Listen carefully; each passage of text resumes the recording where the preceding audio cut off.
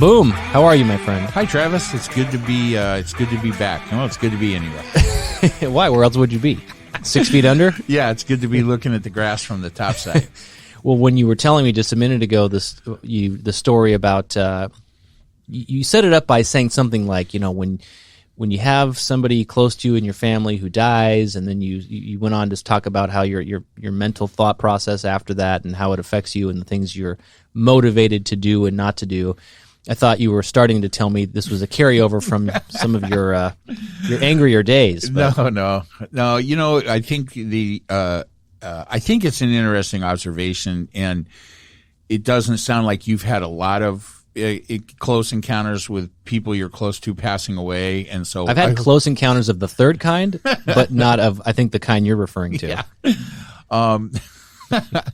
And so I think that that's partly due to your age. So, hopefully it stays that way for as long as possible. But inevitably, as you go down this road we call life, people pass away. Yeah. And when that happens, it changes your perspective.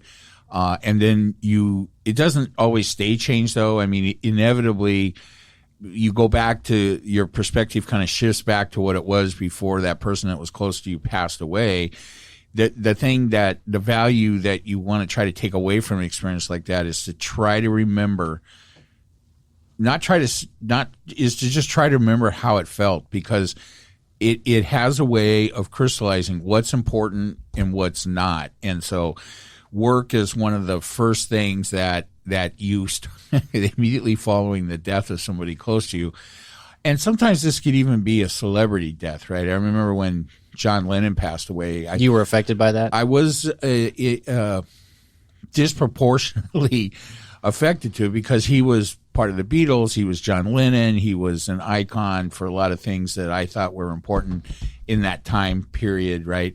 And it was a significant thing. And I can, I can't think of any other off the top of my head, but relatives and friends that pass away. And I'm a little older than you, so I've had a few more experiences of that. And I've gone through this thing where it shifts your perspective considerably. And the reason why I brought it up is it appears to me that as I get older, and we've talked, recently about some of the ways that it's affecting me, my perspective is shifting toward that on its own.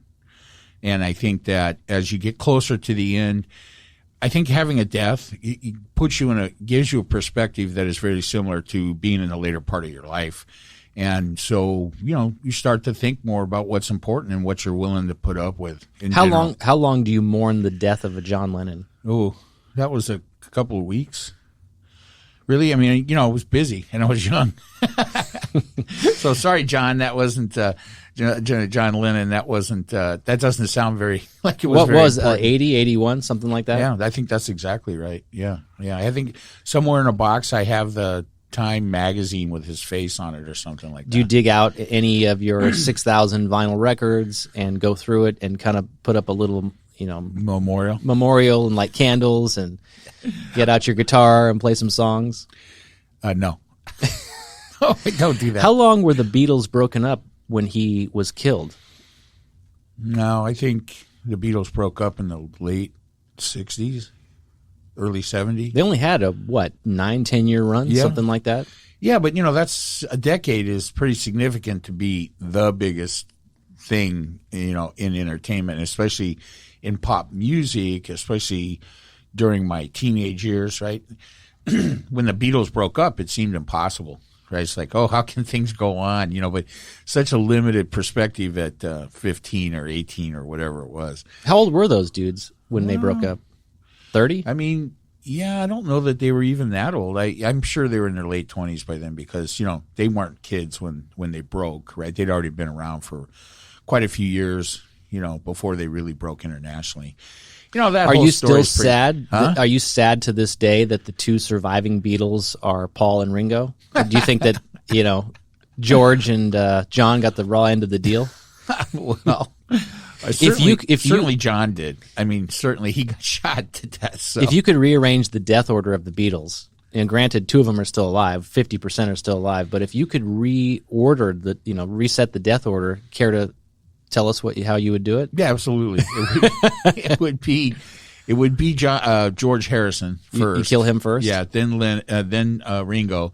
And the only reason why George is going in front of Ringo is Ringo's a drummer, so I have a certain affinity for him. But the least creative contributor of the four of them. Right. And he's got like 2 Rock and Roll Hall of Fame inductions, right? Doesn't he have one from the Beatles and one by himself? Yeah, but half of his music is country rip-offs, right? I mean, Act Naturally and different things, and Yellow Submarine. It's like, come on. These are not really the heavy hitters. So, and George, whatever. I mean, he was never my favorite. But he had some good solo songs. Yeah, he did. I can't think of any of them now. So, well, I'm okay. So finish. Who's your? Well, and then I would like to see if I had a choice of who the 2 surviving Beatles would be at this moment. It would, of course, be John Lennon and Paul McCartney, because most likely they would have at some point done a reunion, gotten back together in a creative sense, and wouldn't have necessarily been the Beatles. Although, how many times do you see 2 out of 5 or 4 or 5 members of a band, reunite in their later years and want to call it the same name? Well, whatever they called it. Guns N' Roses was Guns N' Roses for 20 years with just Axl and like Buckethead and whoever else was in the band. Right. So I think that they would have there would have been more.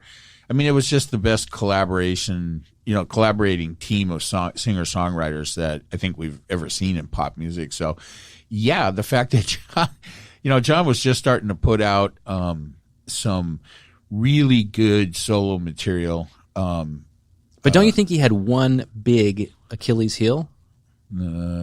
Easy now. Called Yoko?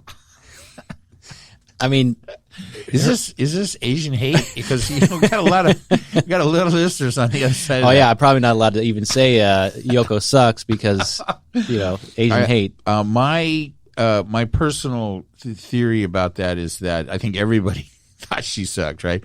And not because she was Asian, but because she sucked. Because her sound is terrible. Well, I mean, here's an album you probably never heard of, the Plastic Ono Band. And so there was a live album put out after the Beatles broke up. John Lennon and some other pretty famous musicians and Yoko and Eric Clapton and some people played on this. This is called the Plastic Ono Band. And on one side of this live album, there may have been a couple of albums. One side of this was some pretty killer live versions of some both Beatle and classic rock songs, but Money and stuff like that. And then on the other side was the entire side of the record, which runs around 25 minutes for a side of a 33, was Yoko Ono. Just making cat sounds, right? Yeah, literally. Oh, it's terrible. Oh, God, it's the worst ever. And back at the time when I paid $3 for a record, I wanted both sides to be good. Otherwise, so on that record, I remember thinking, wow, this was only worth $1.50. I mean, she's got, I don't know how many albums she released over the years, but that fucking sound is terrible. Never heard anything of any concept. She's not really... She's supposed to be some kind of poet or whatever. And I think the biggest rub on Yoko is that people felt she had played some part in breaking up the Beatles. So there's, that's a different kind of hate. I mean, when someone is considered to be responsible for breaking up your favorite band, let alone maybe the most popular band of all time, right?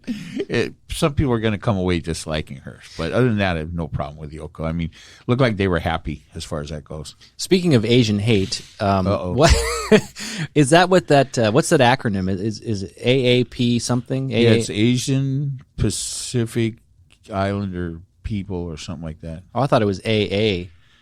American, Asian, Pacific. Maybe that's Islander. what it is. Okay. I think. Okay, got it. I saw that, and I knew what it was about. I just didn't know what it stood for. AAPI. Yeah, it's American, AAPI. Asian, Pacific Islander because, I kind of grouped that whole thing together. So, it's so sad. I mean, I have many, family members that are Asian, so I've always felt fortunate for them that this was not much of a thing. I mean,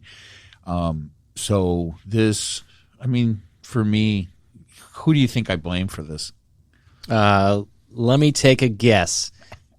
Does his name rhyme with dump? It does, as a matter of fact. So, I mean, certainly not where it began, but certainly the reason it's being talked about at this point. I mean, his totally racist references to China and the COVID-19 situation. You know, these are the kind of results from that kind of stuff. So I think all of that speaks for itself. So I will not speak to it. Here's a game for you, an easy game for you. Uh-oh. Who is this describing? A madman, a racist, sexist pig, a corrupt motherfucker, and a fucking lunatic. Well, that's all Trump, among other people. Is that who they're talking about? Yes, and the second part of this game is who said that? Melania? She probably did, but I don't know that she would make it public. Oh, let's see. Can you read it one more time? A madman, a racist, sexist pig, a corrupt motherfucker, and a fucking lunatic. Oh, Nancy Pelosi. No, but you're getting closer. Who's the vice president? What's her name? I'll give you a hint. That was Obama who said that. Was it really? It was. I just was reading this. It was apparently he had made those comments to some fundraising people about Trump, which is kind of cool. Wow. Now, do you have any context of when he said that? I think that those are multiple quotes over a period of time. I don't think it was one particular night that what's on my mind is this guy Trump and blah blah blah. I think this was over a period of time. Oh, okay. Wow. Because I was like, I don't remember ever seeing anything about Obama where that many. I mean, that's something I might say, right? I'd like to. You have said, yeah. I think all those things. When I first read that, I thought, oh, Obama listens to the podcast because he's pulling quotes from Mike. Yeah. Somebody asked me the other day where the disgusting reptilian title came from. I had to give him some context on that. Well, obviously, if you listen to that, to your very detailed description of, I think some of the Republican lawmakers that you were talking about that day. No, I'm getting bored saying, racist pieces of shit and all the rest of the things that I say to try to describe them to make a point. I just was, at that moment, I remember distinctly trying to come up with something that didn't involve swear words that would yet still convey, what I think about their Well, what I liked about that characters. description is it clearly came from the heart. You were searching for something that was deep within you. It didn't appear that came from the morning talking points, and and I have not heard it since. So, well, my reference to reptilian in that thing comes from the assertion that I have no idea if there's any truth to it or not. That somewhere buried deep in our brains is some remnants of some type of reptilian brain. And somehow we evolved out of reptilians into, into mammals. But I thought you were saying to politicians. That would not be fair to reptiles. I brought up, I think, a while back, something that Ted Cruz said that just made me laugh. And we've talked to you on the podcast that I always say, hey, can Democrats laugh at anything because they're just so fucking sensitive, and is there any humor that they find funny? And then, Ted Cruz put out something on Twitter about Mother's Day, and which I thought was funny. And then he put something out the other day about something about a military ad, and he was saying, I haven't seen the ads, but like the Russian military advertising, for recruitment within Russia, showing, these big, strong, muscular Russians with their shirts off, riding horses and killing people. Yeah. And then the U.S. military is, showing rainbows and, it's all the sense how sensitive we are, and our troops, all get along and all that. And he's like, oh my God, I forget what he said. Like, I'm pretty sure, the woke military is going to get crushed by Russia or something like that. Right. Oh my God. And I'm not advocating that. I just thought it was funny. Ted Cruz should, here's the thing. If he is funny, that would be good, because the rest of the stuff from him is stupid and depressing. So I think he might have a second career as a comedian after he gets done with politics. Talk about a reptile. Really, I remember when I first became aware of Ted Cruz was probably the Republican primaries, where probably with Romney, right? Where that was pre-Trump. So I think Cruz was one of the combatants or participants in the Republican primary that produced Romney as a presidential candidate. Yeah, well, what year was that? 2012? I don't know. It's all a blur. Yeah. Was that the second round? Because, yeah. It would be the 20. So it would have been 2011. Yeah, I think so. I don't think I was much aware of him before that. But it was the Republican primaries. And I remember looking at that group and going, wow, if it's funny how I thought Romney was the devil at that time. And now I could almost vote for him in comparison. Why was he the devil, though? Because he seemed so, especially because he got out in front of that pack. So, I mean, he eliminated Ted Cruz, who I thought was just an asshole from day one. First time I seen him. My favorite name for him at the time was Rat Boy. So, not even to the reptilian thing yet. And so Ted Cruz is Rat Boy? Yeah, because he looks like a rat. So, strictly just my personal shallow. You've said worse. That's fine. So Rat Boy was out of the running, and then we were left with Romney, who I just, he just, at the time, this was interesting for me to look back on this. At the time, he represented everything I didn't like about the other point of view about the Republican Party, but I didn't hate his guts. You didn't hate him; you just didn't like his messaging. Yeah, and I thought this would be very difficult to deal with him as being the president of the United States for 4 years minimally, and how I knew he would inevitably try to deal with issues, right, that I thought were important. That's all so changed, right? It's like he seems now like, if there was any way that he could get back into that position, I mean, I wouldn't vote for Romney over Biden, but you might, yeah? Well, I mean, I would say at this stage of the game, let's hear him out. I have the same thoughts. I don't remember having any feelings of hate towards that guy. He's a decent person, right? And he had a good appearance on Jay Leno's Garage. I don't know if you ever watched that show. No, I know what you're talking about. I didn't see it. Yeah, it's in that went a long way toward making him more human. And he has shown more integrity than most of them, right?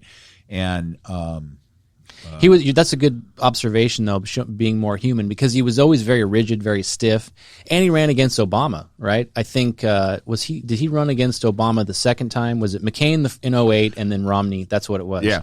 And he just was very stiff and robotic, and then policies aside, I mean, Obama was charismatic and had personality and all those things. Romney's as responsible for the rise of Trump as just about any other single factor is. I mean, there's multiple things that were responsible for that, but taking an extremely mainstream Republican politician with national name recognition in a as far as it goes, especially if we're Republican or conservative, a great track record of governance, and having him lose so precipitously to Obama, I think was one of the straws that broke the backs of Republicans. And I think that they said, hey, we need something much more radical to go against.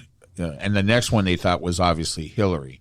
Well, I don't think he really had a chance to beat Obama. It's very hard to beat an incumbent, especially when things are not terrible. And as they say, I think if you look back where an incumbent has lost, it's the unknown unknowns, right? And go back to Bush Sr., I think he blames that whole thing on Ross Perot, which was the unknown at that time. What percentage of the vote would he steal away from the Republicans? You're right. Which I think he was a factor then. And then, of course, this time around, you've cited the fact that you think COVID was a big reason why Trump lost, which was the big unknown. Right. I mean, some things have to happen for an incumbent to lose because, like you cited with Obama and Romney, he had the momentum. He was the incumbent. He was devoid of his first 4 years were devoid of controversy in the sense of there were no scandals, there was no corruption, none of that kind of stuff. So he was untouchable from that viewpoint. So for Romney, it was strictly, hey, let's have an election and let's have a battle of outlooks about how Battle of wits, well, like the Princess Bride. not that, yeah, well, that guy. I think a battle of viewpoints. It's like, okay, what does the American people want? Do they want the classic conservative set of values and outlooks on politics that Romney certainly represented up to that time?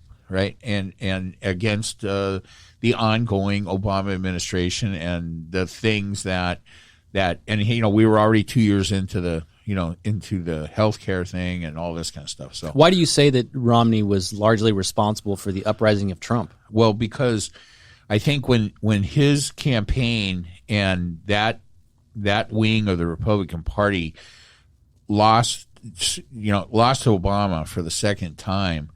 I think that they felt that Hillary would be an absolute continuation of the Obama administration, and then combine that with the fact that she was so hated by the right, and then because Romney showed them that the classic conservative Republican set of mores was not going to hold up. That was not going to beat Hillary. So I think that created this group within the Republican Party that was looking for a radical alternative. And then Trump was that. I mean, he had been hovering around politics for 20 years, right? And had threatened to run for president multiple times, and nobody took it seriously. Right? And that's why I disagree a little bit with that premise, because which I've always maintained, I don't think the Republicans were looking for him. And like we've discussed, Trump wasn't necessarily a Republican. He was going to take whatever team would have him. Oh man! And so I like what you were saying leading up to that, in the sense that there was clearly concern and fear over a Hillary, presidency, and obviously the Republicans wanted to do anything to make sure that didn't happen. But I don't think that they were thinking of a Trump as the answer. Nobody thought that was the answer. I mean, I think that was just, it's like anything. He came along and they figured out that maybe it was a long shot and we would go with it. But I don't think they were necessarily looking for him. I don't think that. So that's understandable. I mean, I understand why you think that. Let me say that what I think happened along with that is that a whole group of people that probably didn't vote for Romney or didn't vote didn't vote at all, right?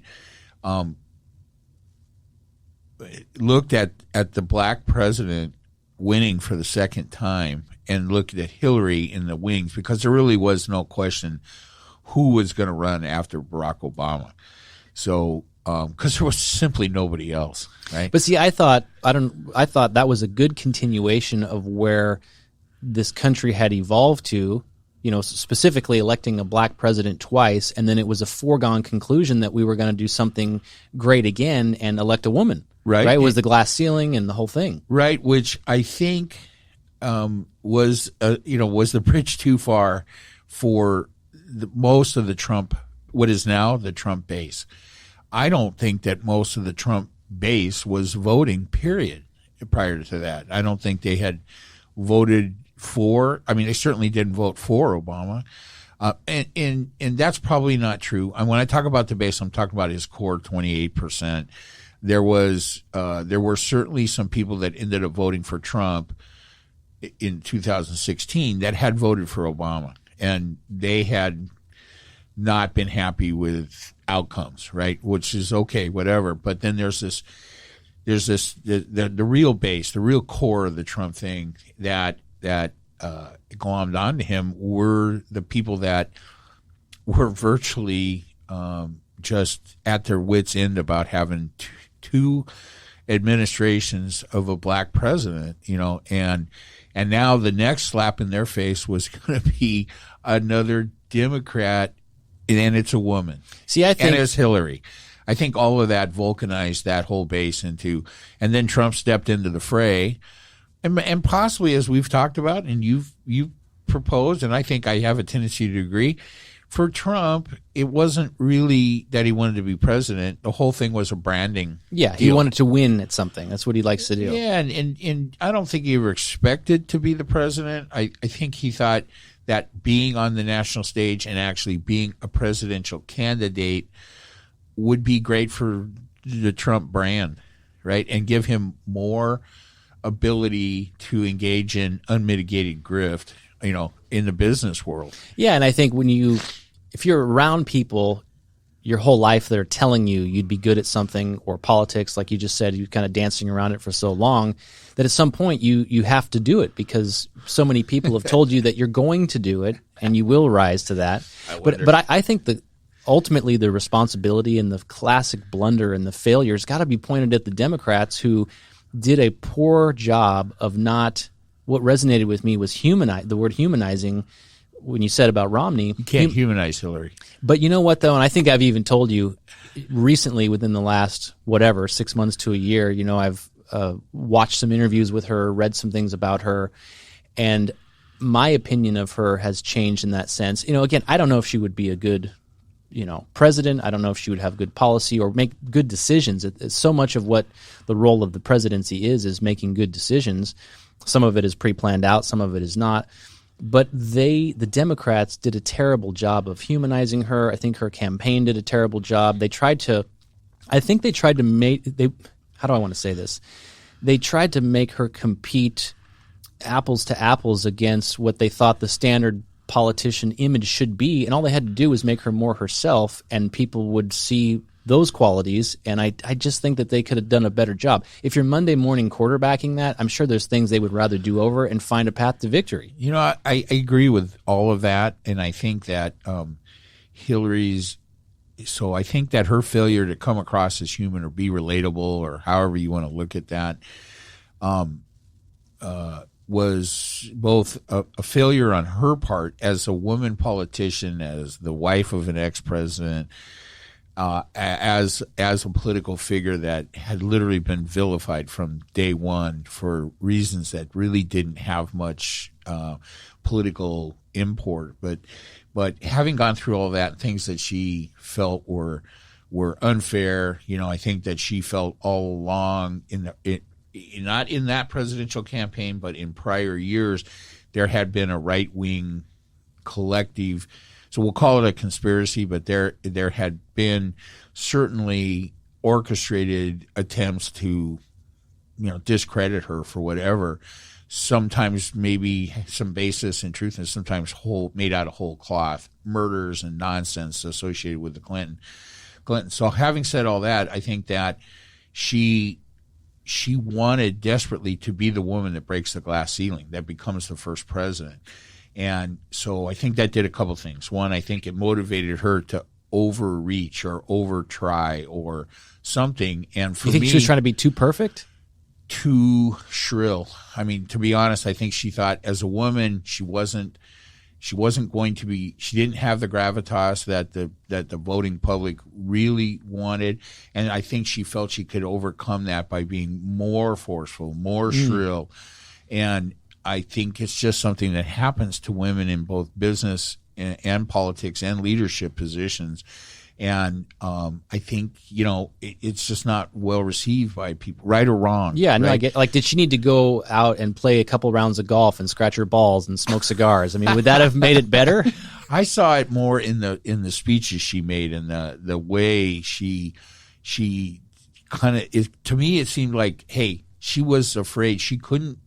I think that she did not think that she could come across as human, right? She had to come across as strong. She had to be, hey, I'm not going to be the woman president that breaks down and cries in the face of an international, humanitarian That's interesting, because even Obama, I hadn't thought about that until you just said that, and not to cut you off, but I remember times when Obama or other presidents, for that matter, would get teary-eyed. I mean, the one I'm thinking of, Obama, was one of the school shootings. I forget which one. And Sandy Hook. Was it Sandy Hook? I think it was like wherever the 20 kids. Marjorie Stoneman maybe is the one I'm thinking of, but you could be right. Yeah. And he's talking about it, and of course he's tearing up. Yes, and I think part of that was because that was one of the things he wished he had been able to do more for gun control, Right. during his presidency. But you're right. So if it was Hillary, was she thinking about moments like that where I can't show weakness? Could I be the president of the United States giving a speech about gun violence in schools and cry when people see me as weak? Right. And you're probably right. I mean, people probably would have seen her as weak. Right. So I think that she actively suppressed that human side of her during that campaign. I think that was a mistake. And then I think the other biggest single mistake was the way the entire Democratic Party and the entire left considered her run for president that time as a coronation and not a campaign. Right. That was probably going to be the case no matter who the Republican nominee was, which we thought it was going to be Jeb Bush, right? And I think that had it been Hillary Clinton running against Jeb Bush, who also would have come at it like he was being coronated, right? Because he had two brothers that were president. So when that changed, brother and a father, yeah. When that changed so unexpectedly, and he because he was the presumptive, the Trump thing was a joke, right? And it was a joke that played out on the other 18 contenders. Yeah, that's how I always. It's like he's like Spinal Tap, right? It was exactly right. He turned it to 11, and they all crushed under the weight. So I think that that they, that would have been the mistake, and I think because the Democrats considered the Trump campaign impossible, right? I think everybody said, well, it's Trump, so he always does shit like this, and there's this group of racist dipshits in the country that will go to his rallies and act like fools, but it's not serious, and there's no reason why we should take it serious. Hillary can be, patronizing and dismissive of him, and in the process, she was dismissive of everybody on the other side of the election, right? A huge mistake was calling that group of people deplorables, right? That was a huge mistake. That's probably a word that she wished she could take back. Right, I'm sure she does. And I'm sure in retrospect she's glad she wasn't the president of the United States. You think? I don't know. I think she really... No, I think she really wanted it, right? I think she really wanted it. I think she thought she was entitled to it. Mm-hmm. I think she thought she was the woman that had paid the dues, right? And I mean, there were a lot of women that could have ran for that, and a lot of people thought that was the time, but I think she thought she was the one woman who had paid the political dues. I was president of the biggest dick on the planet. He cheated on me in public in front of everybody as the president of the United States. I stuck with him, dues paying. I went on to be a successful senator, more dues, right? I ran on my own. Secretary of State, persecuted by Republicans over Benghazi, which was ridiculous. And hey, I paid my dues, and I've come out of it. Hey, you put me on the stand for you cross-examined me for 12 hours straight, multiple times over Benghazi, and I never cracked, right? So, you all should understand that I'm strong enough for this, right? What do you think is a bigger fuck you to Hillary? Is it that she lost to Trump? Because I think that's obviously the big issue. If it wasn't Trump, if it was Jeb Bush and she lost, yeah, that would suck, but I don't think it would be the same impact. The sting wouldn't be as severe than it was with Trump. So what's the bigger fuck you? Is it that she lost to Trump, or let's say that the person who actually breaks the glass ceiling is the current co-president if she gets the job because of Biden's death? So if Biden keels over, which, in a 4 or 8 year period, I think we have a pretty good assumption that's going to happen, and Kamala, assumes the position because of a death, is that a big fuck you to Hillary that the first woman to do it didn't really earn it? Oh, wow. Well, I mean, I can easily see, and I've never thought about this question ever, so I can easily see how... We don't think of the Beatles' death order either, but we're just making shit up. If I could easily see Hillary, I'm struggling to remember the name of our vice president, so just call her co-president. Kamala. If Kamala co-president, if Kamala becomes president because Joe Biden passes away and she steps into the role as because of her position as co-president, you're laughing as if it's not even a possibility. Oh no, I'm laughing at co-president because that's just That's just funny. And yeah, I could easily see Hillary sitting back going, that fucking bitch, she didn't earn this. I Right. did, right? That's how I would be. But I mean, I think, to be honest with you, at this point, Hillary's views on things are not particularly relevant, right?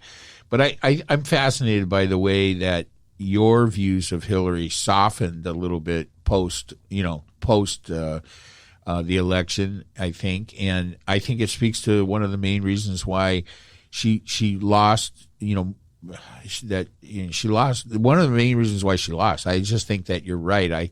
I think there's more of a human side to her than people understood.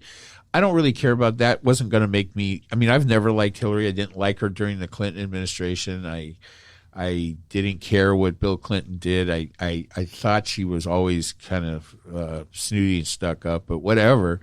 And then I thought, really, when he cheated on her, I thought she should have given him the finger and moved on. But whatever, it's a complicated situation, and so I never really liked her. She was never somebody that I liked. So for me, as I thought, when I remember talking about this with people, like, well, what about Hillary? Blah, blah, blah. And I go, listen, it's not that important, right? Hillary is not going to be that important. The president's not that important, right? As long as they're not some kind of raving lunatic or fringe dweller. And this was before Trump was serious, right? And I remember talking about Hillary in this matter, saying, listen, she's down with all the core Democratic, values and concepts, and she'll defend Obamacare because it was originally that was her issue when she was the first lady, and so she'll support that. She'll certainly do things as far as Supreme Court nominations and appointments that would come up during her time to strengthen the liberal side of the Supreme Court, which would always be my preference, right? And so I really wasn't scared about a Hillary presidency in any way, shape, or form. And I had no idea what Trump would bring to the table. If I did, I would have been scared. Yeah, that's an interesting observation. Saying things like the role of the president isn't that important. Sometimes it is. Obviously, in recent years, we see the importance of that, and being scared of a politician's agenda probably hasn't been how we viewed things. Right? There's been no reason to be scared necessarily of a politician's agenda in this country, anyway. Well, until recently, the job of the president is to be an executive, right? They're not supposed to be agenda setters. Okay, that's just a recent. So people like Bill Barr and I mean, who else? I don't know. Mitch McConnell. I'm not sure. There actually were people that have always subscribed that presidential powers should be expanded, that they were too limited to start out with in the Constitution. But the the president is the head of what? The executive branch. He is the executive. But think about that even in business, right? It is. You're right in the sense that the president's role isn't supposed to be as. It's not agenda driving. But who is going to run for that job without an agenda? That's the whole goal. There's something wrong with the country, and I have ideas to fix it, and therefore elect me, and I'm going to make life better for you. That's the messaging they all have, and then the details are whatever their platform is. Right. Well, I mean, so the executive can be from either party, right? So what's the main job of an executive or a CEO? So I'm asking you this as a business person. Mm-hmm. I heard something, so I have an answer in mind. So, this is a little bit of a trick, but, well, let me just tell you, let me put it this way, because I don't think a lot of people look at it this way. I heard this, and I think I agree with it 100%. The main job of a corporate CEO is risk management for that corporation, right? It's all the people underneath the CEO that come up with the ideas, that drive the ideas, that make the innovations, that keep the standards up and all that. And the main job of that CEO should be looking at the overall picture and managing risks to that organization and trying to head them off. And that should be the same for the president. The president should not be the agenda setter. He should be the risk management manager for the country, and that's going to have a lot to do. That will be both, domestic issues, but also that should be the international, politics too, right? Yeah, I think there's probably. I know that's a concept you might not have heard. Well, what I think is, I'm hung up on the phrase or the title of CEO, right? Because I think there's a difference between, if you just want to say someone is a CEO and what their job title is, there's a difference between a CEO and a leader, right? So that's what I think. A leader in a company from a corporate perspective oftentimes has the title CEO, but just from a leadership perspective, I think the main person's job is to create the vision and clearly communicate that and those goals to everybody else underneath. I think when, this analogy is, like all analogies, right? It can be, has some flaws, but I think if you're the CEO of a small corporation, you may be all those things. You may be the leader. You may be the motivator. You may be the entrepreneur and the creator of innovation in that organization. But when you're the head of Microsoft or IBM or US Steel, you're probably not the person coming up with the new ideas and providing the vision. You're the person steering the ship and watching out for icebergs. That's more how I look at it, and more how I'd like to see the presidency. I'd like somebody in the office. I mean, this whole idea that Trump was going to be great at this because he was the head of some multi-billion-dollar. First off, the Trump organization is like a small ethnic supermarket on your corner compared to most businesses, right? Everything went through Trump. The guy that you've seen in pictures behind him, the money guy, I don't remember his name, but he's probably about to flip to the Justice Department on Trump for his New York difficulties. That guy knew where every penny came in, went out, and told Trump about it before and after it happened. And that's not how Microsoft runs, or IBM, or any of these super large corporations. There's not two people doing it. So Trump was never the head of some big business concern especially that could be characterized as being successful. It was just one fucking bankruptcy after another. And his contention that his bankruptcies should be viewed should be viewed as just normal ways people do business. That's how American business is done. That's fucking nonsense. That's how ridiculous grifting psychopaths run their business. That's not how successful corporations run things. And so we just got conned. He's right in one sense. He's right that he's right in one hand, I'm sure, frequently. But go ahead. He's right in the sense that you can be successful by bankrupting your business, because that seems to be the model of government now, where we have these endless deficits and we don't really need to balance the budget, and you can just print free money. Is it a stretch? Maybe he was onto something. Is it a stretch? No, I don't think so. It's pretty right on. But go back to your comparisons to leadership in government versus private sector. I think maybe another layer that I would add to that is there's probably a different element between the leadership role in a CEO position in a private company versus a public company.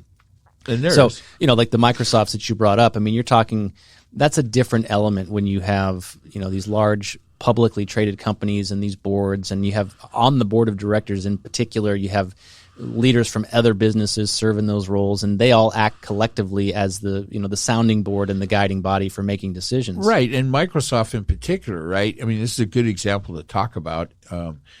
They ousted Bill Gates a few years back, and we're seeing some more ramifications or consequences of that in his, the recent announcement that him and Melinda Gates are going to divorce after whatever it is, 27 years, 50 years, I don't know.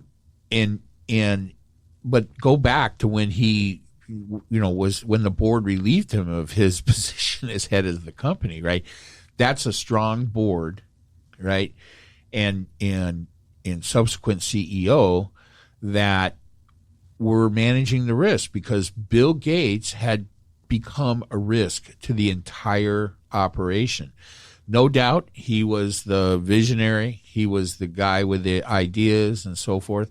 And for sure, nobody on that board and no CEO since then or since is a visionary. They are steering a huge ship, right, through treacherous waters. And so what does they that saw say? him as a risk, and they got rid of him. What does that say then to your point about government and whether or not the president of the United States should be a risk manager versus a visionary and creating new ideas and steering the ship? Yeah, I don't think that position was ever intended to be the visionary position. You're the executive. Your job is to take and administer the policies of the United States, not create them. What do you make of the fact that basically this term executive order, which has been used for I don't know how long, right, 100 years, and we may have even talked about it, and I might have sent you an article about the number of executive actions by president over the last so many administrations. Mm-hmm. But clearly that's going to be a tool that all administrations use, and how could you not? I mean, I'm not speaking in favor of it, but I'm just saying if you are an executive, if you're hired to do a job, if you feel like you ran a campaign full of ideas to the American people of why your role as the president is going to make their lives better, how could you not try to get shit done that was on your to-do list? I don't think I agree. I mean, I don't think I have any contention with that idea. I don't think I would agree, and I don't think you think that use of executive orders is the right way to make policy changes or handle things that should be done by legislation, right?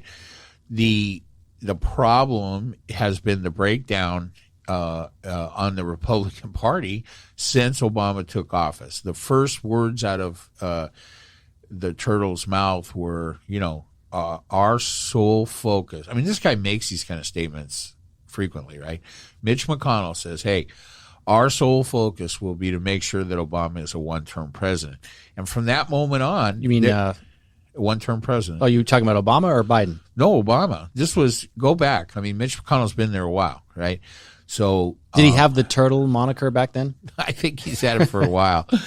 I'm just going to make a really bad joke, but I'm going to save it. Why not? Yeah, I'm going to save it. He's got more chins than China. So there you go. All right. It's a comedy show. Come on, people, lighten up.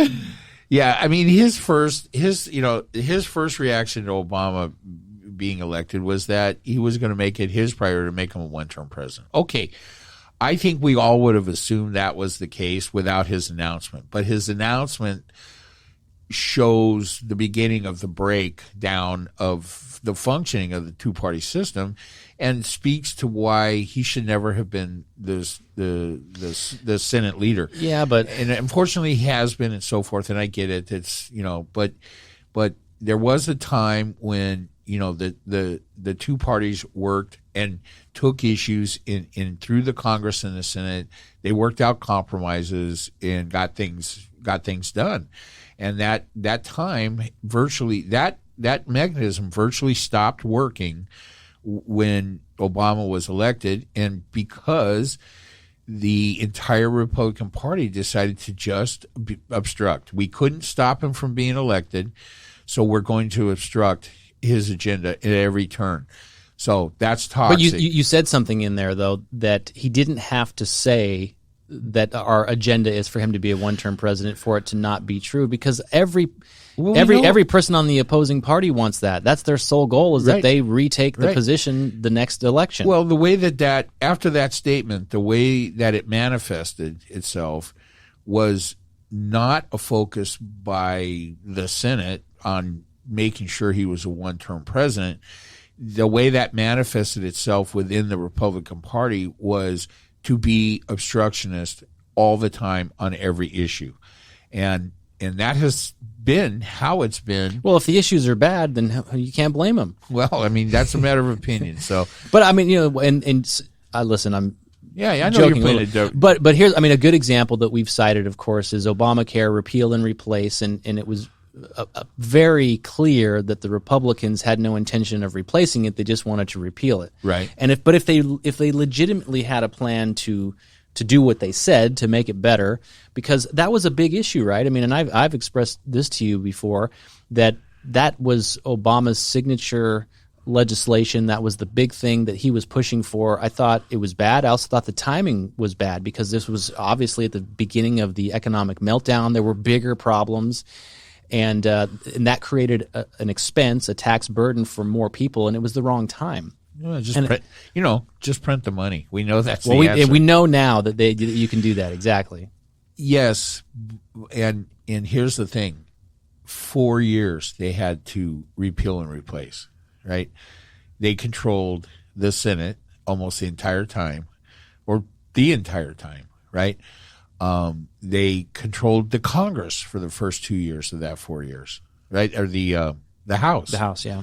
Right.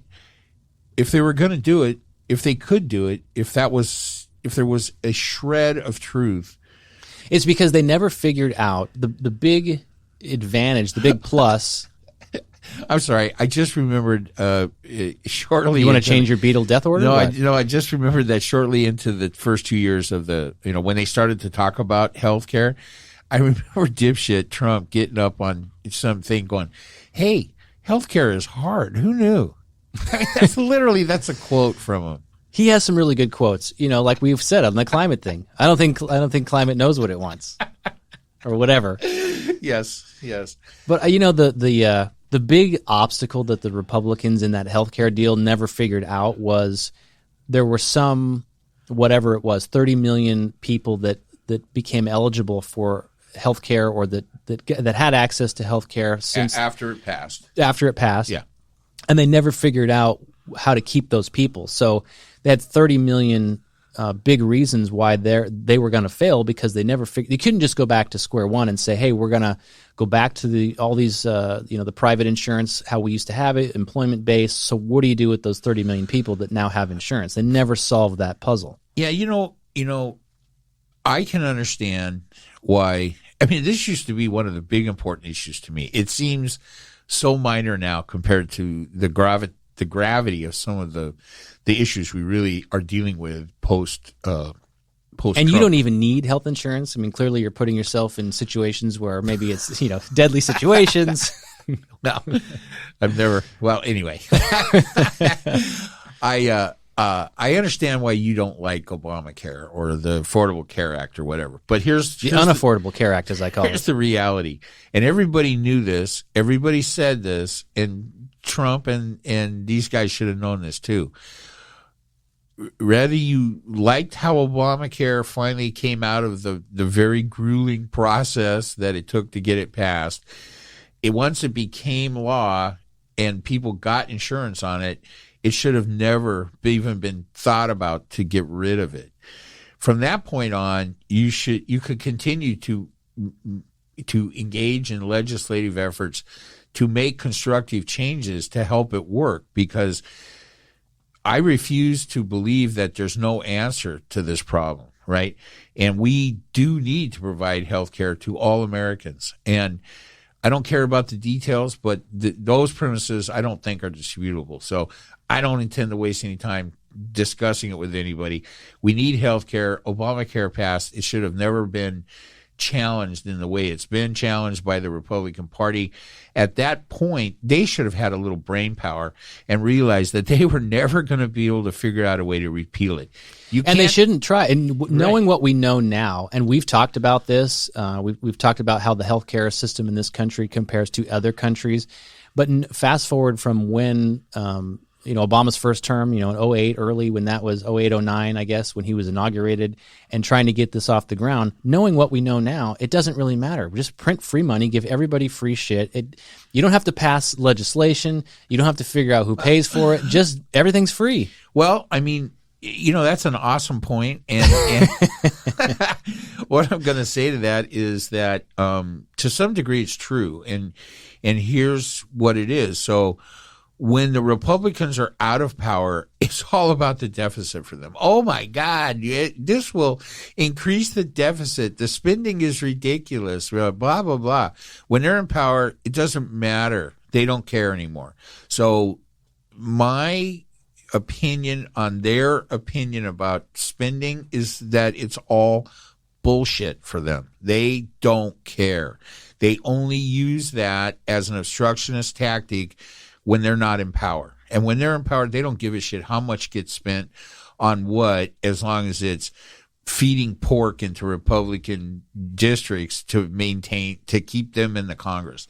So both sides have pork. Let's be fair. Let's look. I don't think the Democrats are spending any time saying, "Hey, $4 trillion for infrastructure and this, that, and the other that Biden's proposing." Hey, that's not. I don't think they're spending any time trying to convince people that's not an ass load of money, right? They're just, hey, it is what it is. Yeah. We have these problems. These things need to be fixed, and they need to be fixed now. And this is what it costs.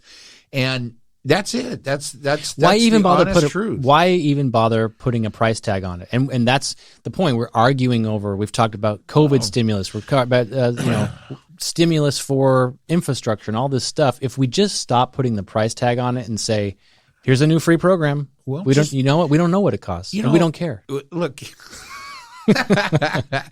Travis is trying to keep it light, and I appreciate that. So let's just say that, I think it's time for America to look at issues that it needs to solve for Americans and for the good of the world, and move in those directions. And I think it's time for both parties to not engage in obstructionist nonsense on the road, because it's killing the democracy, right? And look, money is a construct, right? It's not a real thing. There's no real money. So just figure it out. What are you in crypto now all of a sudden? What did it go? What Bitcoin went down like $30 billion, $50 billion? I have no idea. Overnight? I saw something like that. Yeah. I mean, I think that. The question that you're hearing asked in the media is why? Why is this happening? And the real question is probably, why did it go up? How did it get to be worse so much? And I heard Stephanie Rule this morning on a podcast, she was a guest, say that, and I've heard you say this a bazillion times. Hey, guess what? You know what the value of something is? What somebody else is willing to pay for it. Right? So if Bitcoin can be worth $60,000 a coin? I think that, something like that, or whatever the hell it is. And you're like, how could a Bitcoin that was worth $14 a few years ago, I know, right, be worth $60,000? And here's the shit part about that. You think that it's worth all that, and then the internet goes out, and now you can't access your Bitcoin. Oh shit! How many people have Bitcoin assets, regardless of what they're worth at any given moment, locked up and unreachable? So, you lose that password, you're screwed. You're fucked. Yeah. I can't say I really even understand the whole crypto thing. I mean, it's obviously this huge craze, and there's other ones. What's this other fucking thing? Dogecoin or whatever it's called. So Dogecoin was a construct, was a joke, right? I heard by that. Elon Musk, but again, it attained value because people were willing to pay something for it. And so, I just don't even know. I do know that Elon Musk took Tesla money and invested in Bitcoin, and then talked up Bitcoin to raise the value of his earnings for a report to the FEC. And then after he talked about Bitcoin and caused the value of Bitcoin to skyrocket, thus his earnings report, he then started to shit talk Bitcoin afterwards, probably so he didn't have to pay as much tax on the earnings as, so whatever. If is cryptocurrency, the reason why governments don't like it is because they can't regulate it and they can't get their greedy hands on the tax money? Not an expert in cryptocurrency, so I don't think I could venture. Would you invest in cryptocurrency? No, I'm too old. Well, not at the rate this shit's appreciating. But who knows? I mean, if you bought it a couple of weeks ago and you paid,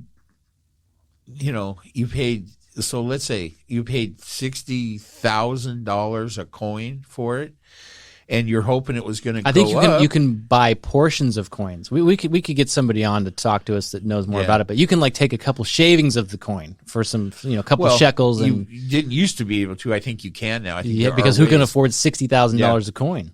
But So whatever your money, so let's look at it a different way. Let's say you put $10,000 into Bitcoin, hoping that your shaving of that coin, that $10,000 represents, which apparently is maybe possibly 1/6 of one coin. Right. Right. That was going to go up. And at some point, all it would have to do is double, which it had doubled and redoubled and doubled again so many times.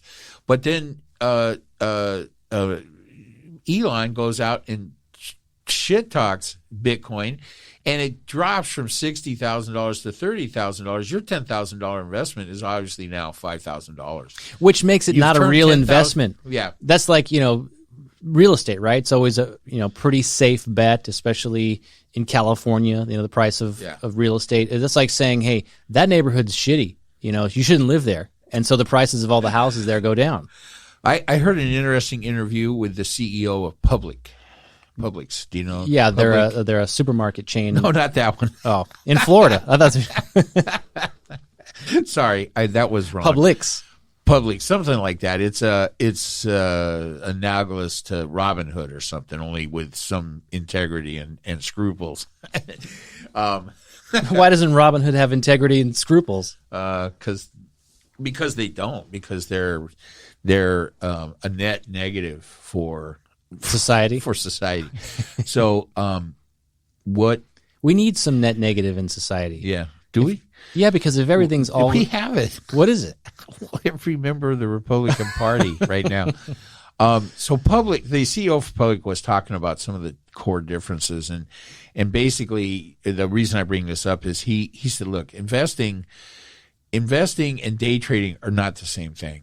And so at Public, or whatever the name of this outfit is, they don't encourage or allow day trading, right? You're not allowed to make several trades in a day on a given stock, right?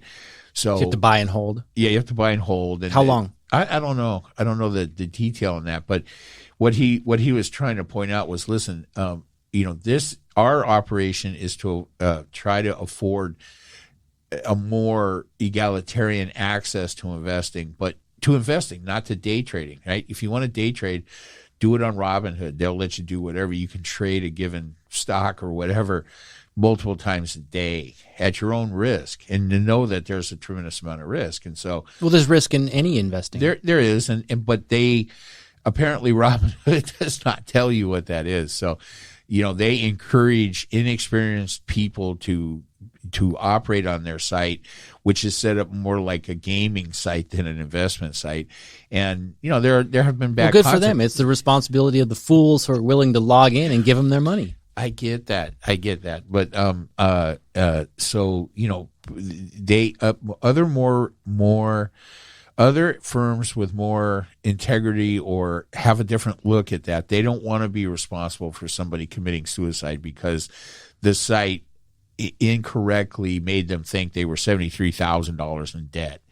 So they will not, as a response, and he kind of look, these sites are like medias, right? This is like, it's comparable to Facebook or Twitter or anything.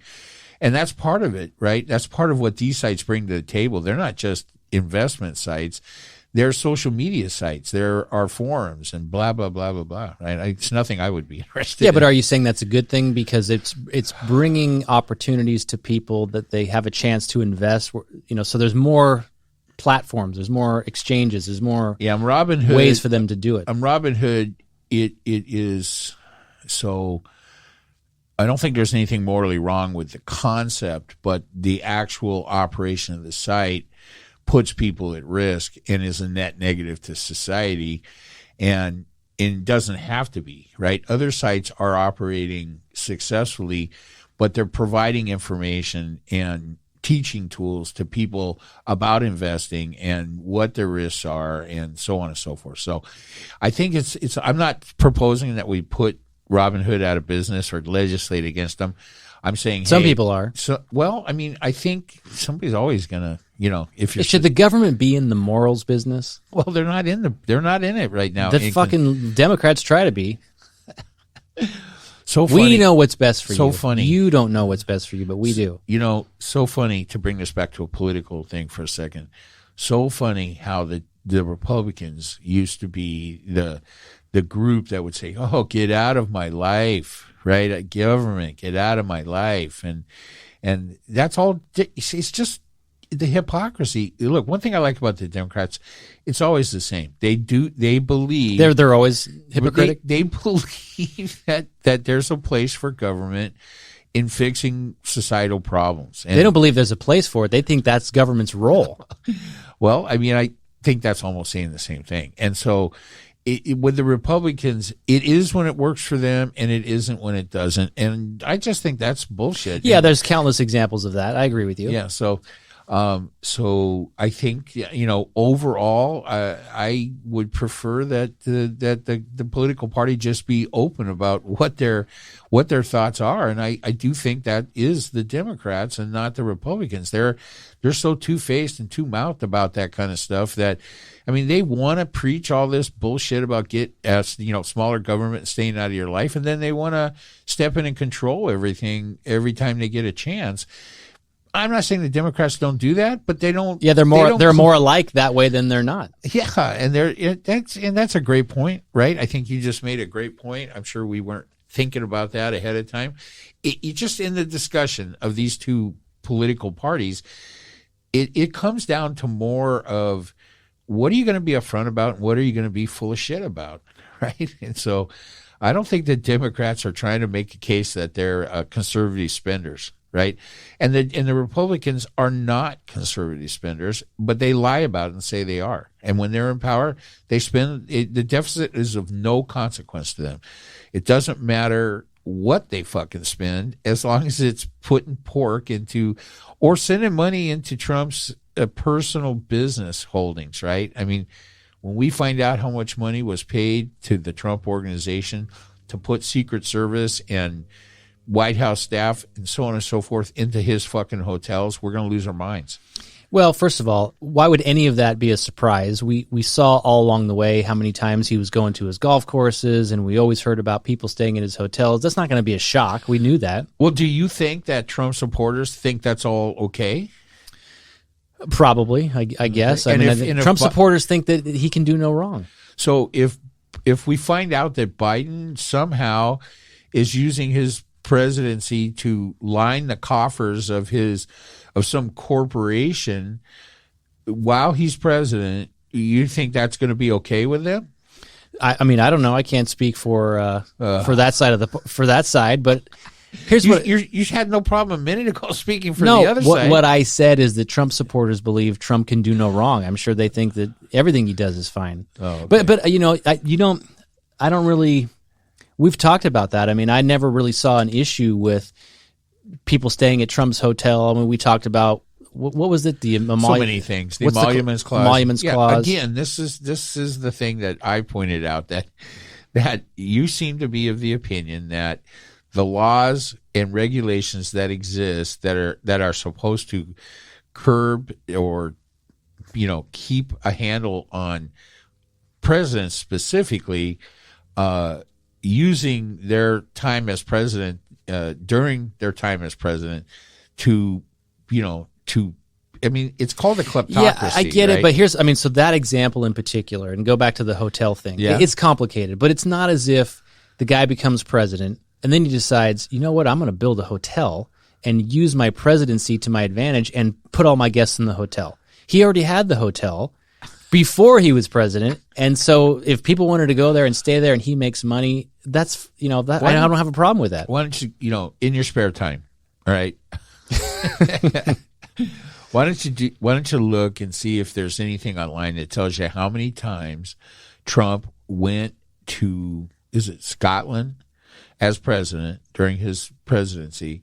How many times he went to Scotland, where I guess coincidentally his failing golf club is located, and how many times he took his military, Secret Service, and political entourage there. Yeah, but that's not lining his pocket. That's just cost. That's just direct expense. It's not as if he gets money for that. That's just taxpayer money that the government spent for his entourage to go with him. His hotel. Yeah, I understand what you're saying. Which was never the best place to go, right?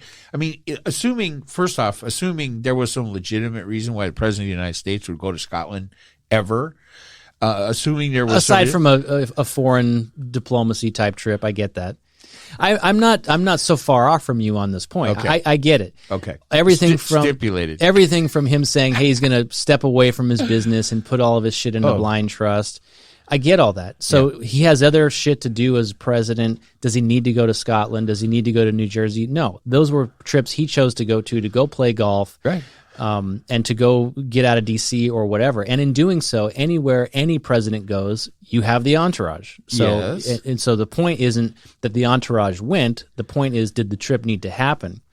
That's not the point. The point is that he goes to Scotland and has everybody stay at his golf place where they jack up the rates, and it's not even the right place to stay. There are other facilities for his entourage, closer to whatever the made up reason he's going there. But just as a matter of course, he always made everybody that went with him stay at his hotel. But if he's losing money, if you send 50 Secret Service agents to your hotel in Scotland and charge him double the rate, are you really making money from that? He's still failing, right? Isn't his hotel still underwater?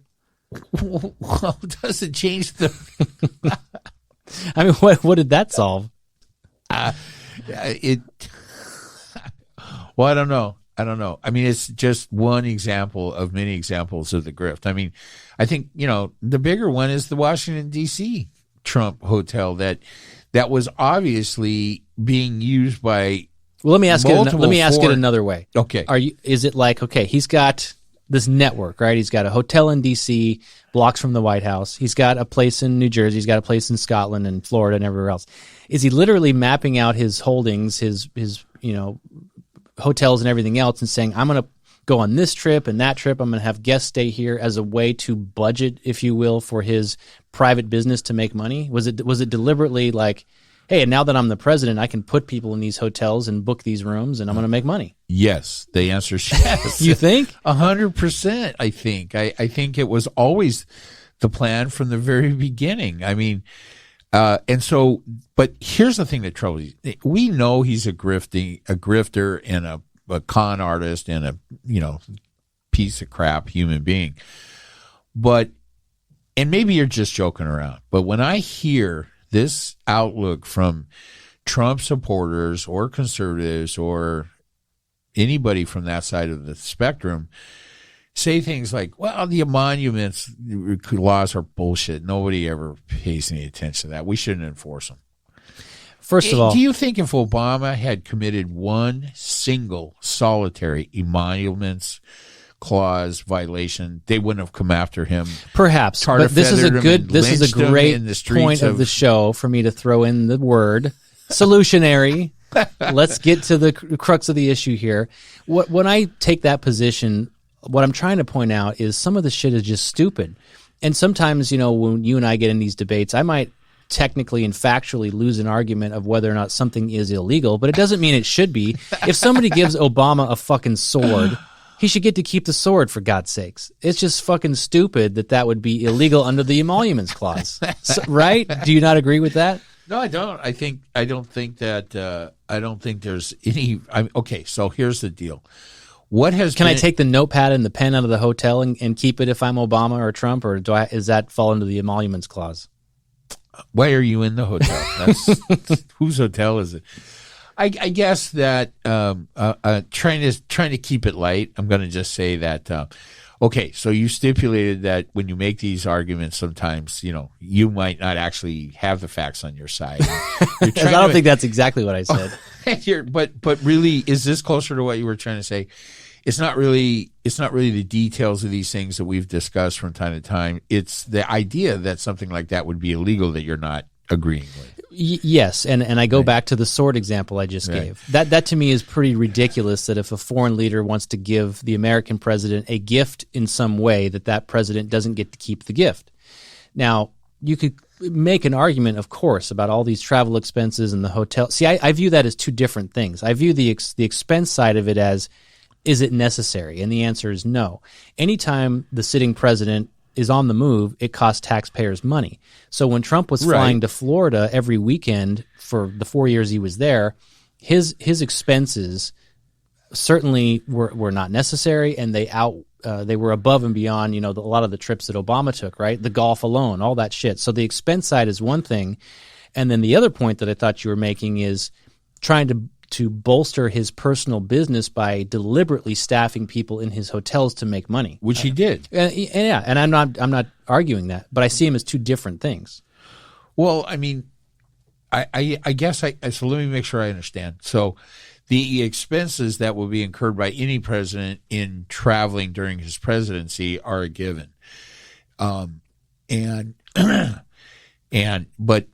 But no president should be allowed. It should be illegal for a president to require the people that travel with him to stay in hotels he owns. That is illegal, and it should be enforced. It wasn't enforced because it should be illegal. Here's the caveat. It should be illegal for him to charge for that. In other words, if he's traveling to a hotel he owns, I don't have a problem with him forcing the people who are there to guard him to stay in the hotel with him, but to charge for that stay seems pretty ridiculous. Okay, but there was never a single solitary case where he took these federal employees to his facilities as part of his travel, and the government didn't pay that facility, and typically at twice the rate. Right. So it was basically double expense, right? They paid the travel expenses, the salaries of all those people. Yeah. Well, even if it was normal rates, right? That money still goes into his pocket, and that cannot be, right? Yeah, I don't think we disagree there. But if he took his people to the hotel and didn't charge anything, is that wrong? Oh, I think that would be fine, but that never happened. I understand. So I mean, if he took them to his hotel and Russia paid the bill, that would be fine. But it seems as didn't they? Well, did they? Maybe they did. I think that's our only real responsibility is to raise that question and let it hang. Well, if they're out there playing shirtless polo with Putin, then I think that would raise some concerns. Can you see Trump's fat ass on a horse with no shirt on playing polo? I feel bad for the horse. I don't feel that good for Putin's horse either. He might be in shape, but he's no small guy. So. Isn't he like a little jockey though? Isn't he tiny? I don't know. I haven't seen a picture of him shirtless. I think he's a short little guy. He's a short little KGB guy. I know. Well, you got to watch out for those little scrappy guys. But just on this whole, travel thing, I just think. I don't think any of it was deliberate. Like I say, everything about Trump. I'm not excusing it, and you're right. I've read those reports too, where there were increased rates for his staff. Can you enlighten me? Forget all that. Can you enlighten me what you just said about how you don't think it was deliberate? Tell me more about that. Well, here's what I was going with that. Everything about Trump, I really believe he's not that calculated. I think he's a big dummy. And I think, just like we've talked about from a policy perspective, when he was running for president, he didn't have a policy agenda. He didn't have a list of things he wanted to accomplish. He started to say things and catchphrases and build the wall. And he got all the toothless white supremacists, as you say, to become his base, but I don't think that was his goal. I am impressed with the way you remember some of the details of this scorching descriptions I use. But at the end of the day, what I'm really saying is I just don't think he was that calculated. I seriously don't think he thought this whole gig as president is a way for me to make money. I don't think that was the plan. Well, you know what? I have no idea. And I don't think that there's any way I could say, one way or the other, if I even agree with that. I mean, so if what you're saying here is that prior to him becoming president, you don't think he was sitting around going, hey, you know what? What's the daughter's name?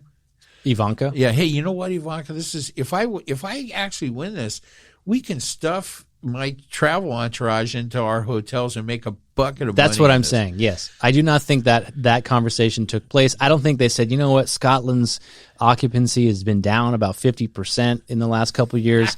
I can charge 3 times the rate to the Secret Service and put our guys there, and we'll make those numbers back. I don't think that's happening. Okay, so let me stipulate. And I'm going to get a fucking free sword and a kilt while I'm at it. You watch. Yeah. Let me stipulate that maybe I know I'm okay. I mean, so now my question would be, what's the point of that? Let's say for him to do it? No, what's the point of making that assertion that, hey, it wasn't calculated, you know? I mean, let me make sure. Let's see if this flies with you. That you don't think that the revenue he could stuff illegally into his hotel holdings during his presidency was something that he thought and planned out beforehand. Yeah, I definitely don't think he thought it out and planned it ahead of time. And so now, in reference to that, my question would be, what fucking difference does that make to anything? Well, you brought it up. You're the one that said you thought that this was some whole, grand scheme for him to make money and, line his pockets and all of that. No, well, so I think maybe I need to clarify that. If that's the impression you came away from what I was saying, I tend to think that without any specifics, the whole idea of being in a general election, running for president, that was a branding exercise for Trump Incorporated. Yeah, right? Sell more books or whatever. Whatever, right? And, just more status and just to increase his brand situation, which he negatively affected on a regular basis, right? Bankruptcies don't help your brand. Crappy steaks and Trump ice water and oversized ties and the college scam, right? That was Trump University. That was a huge legal issue that was happening right at the time that he started running. So, he definitely, it could be easily swallowed that he definitely thought of the presidential race as a branding exercise for Trump businesses. Past that, I have no idea how much he thought. But number one, that's immoral from the beginning, right? And just wrong. I mean, nobody should be involved in presidential politics for that reason. So, okay, whatever. As a libertarian and a free speecher and all the rest of it, you might say, is that a negative thing now? A free speecher? Well, depends. What was this fucking guy this other silver spoon kid, Prince Harry, saying something like the First Amendment in this country is bonkers? Oh, I don't know. I didn't read that. Oh my God, this fucking twat. So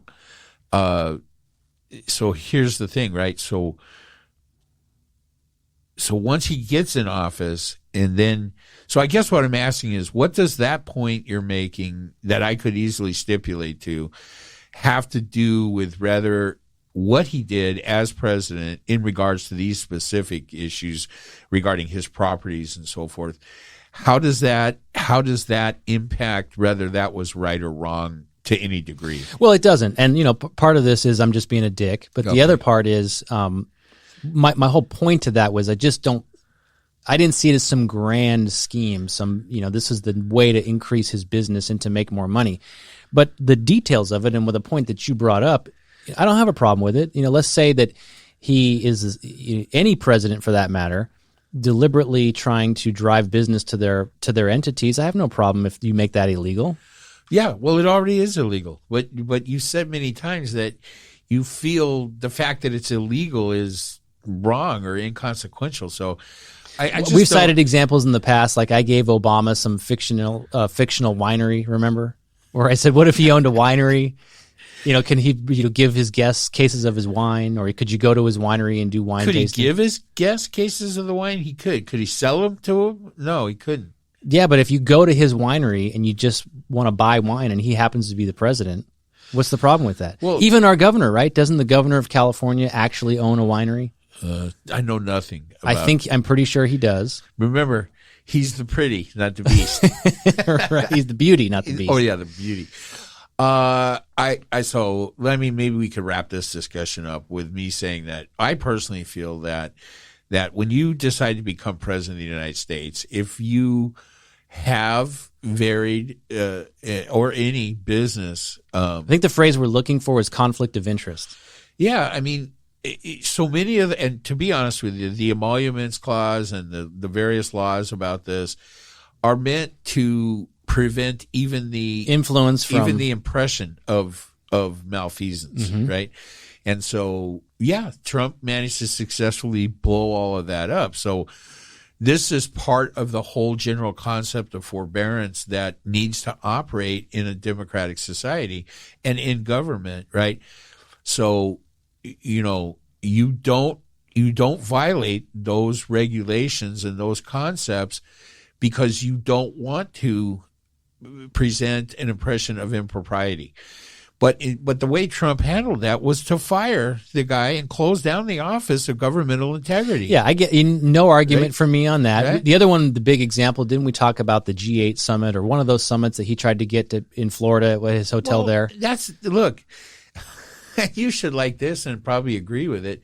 That was Trump pushing the limit, right? Am I king yet? Hey, let's see if I am, and I'm going to schedule the G8 at Mar-a-Lago. Which, you know, Florida's a beautiful place. Why not? Why not have the meeting there? Well, that's a shit resort from what I understand. Mar-a-Lago? Not being maintained.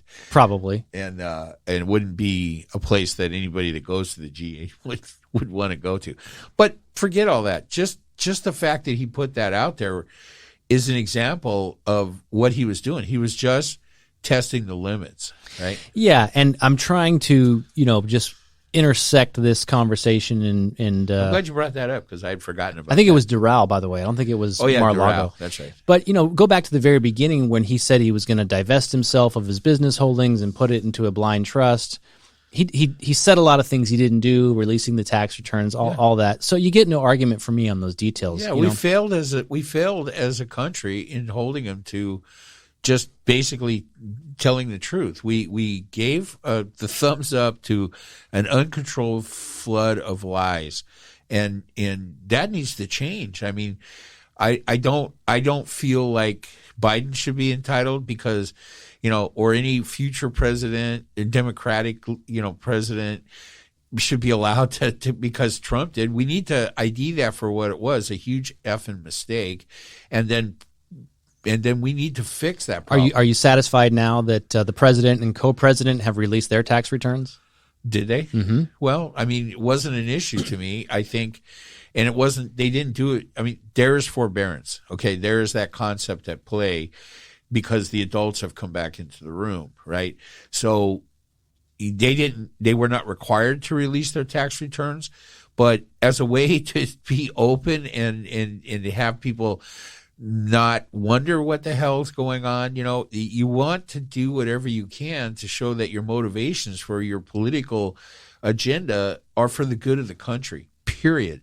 Not for the good of your fucking personal business interests or the fossil fuel industry as a whole, or coal, or whatever, the donor class, right? What do you Oh man! Sorry to cut you off. I'm getting riled up. No, cut me off because I'm getting too riled up. What do you know, or maybe this is connected, but about how the investigation into Trump, I think it's in New York, is shifting from not good. Civil to criminal? It's good. What's the criminal element? Well, so there's a couple people in the New York DA's office and the Justice Department, I think, let me get this right, that are very interesting. I do believe that Cyrus Vance is a Justice Department investigator, SDNY. And then there's Letitia James, who is the district attorney for the state of New York. They are two separate entities. What I heard is that Cyrus Vance and that investigation is moving into looking at a criminal phase for Trump. Yeah, but what is it? What changed? It's going to be tax evasion. My guess is that the eventual thing that gets Trump will be a RICO charge racketeering, right? Tax evasion. It does appear that Cyrus Vance has said that the two investigations from the district attorney of New York to the Cyrus Vance investigation, which I think is DOJ, they're going to merge, and they're going to, they're both going to be looking at the criminal aspects, that they're turning from the civil possible violations of the law to actual criminal investigation. And this is Trump, not the Trump organization. I think currently it's the Trump organization, but remember that regardless of what they're investigating, anything they find along the way is open season. So there's no protection for him. I think that what's being said by people in the know, and specifically Michael Cohen, was that when this happens, if this is happening, that Trump will, when it comes down to it, if it looks like the criminal part of this, or any part of this investigation, but for sure the criminal part, that he will begin to throw his people under the bus, starting with the money manager that I can't remember his name. He's the old dude, the bald guy. Yeah. And in the back of most of the pictures you're seeing. Wasn't he on The Apprentice too? Sheckelberg or whatever his name is. So sounds right. He is that's the first one he's going to throw under. But then he will then proceed to throw Don Eric and even Blondie all under the bus, right? And probably I wouldn't feel if I was what's the wife's name? The ex-first lady? Melania. Yeah, I wouldn't. If I was Melania, I wouldn't be feeling too safe right now either, because he's not above doing any of that, right? So she probably has immunity, though, right? I mean, what do they? If it came down to it, and she actually knew something, she would probably testify. Oh. Well, I mean, she'll throw him under the bus. I mean, she's not going to jail for a fat ass. Yeah, I don't think so. And what's the kid's name? Brandon Earl. Some royal You're talking about their kid together? Yeah, the 10-year-old boy. Yeah, I know. 12, 14-year-old boy, whatever it is. Earl? No. Does that sound like a royal name to you? Think about all the royals that you know. Is the there Earl. The Earl. Well, is it? The Donald. It's not Duke. You're getting close. Whatever his name is. Yeah, I think he's, hopefully he didn't work there in the summer, because he's in trouble if he is. So I think that's going to be interesting. I think Trump's in a lot of trouble, to be honest with you. I mean, Barron. Yeah, that's right. You were good. Barron. It was close. Baron von Trump. The Earl Baron von Trump. The Earl Baron. The Baron. Lineage of the X-45th. Oh, my God. Yeah, so I think that, I mean, I worry little, and I don't worry much about, we've had extensive discussions how, I was hoping he would be convicted by the Senate, and that would preclude him from ever running for president. Did you see this? He's got I think 3 rallies scheduled in your favorite southern places. Ugh. Well, I mean, here's what I can tell you. They'll be full of racist pieces of shit. That's what I can say, especially in that location. So they can all get together, non-vaccinated. Do you think give each other COVID or VD or whatever the going COVID's thing is. over? As soon as the Democrats realize that.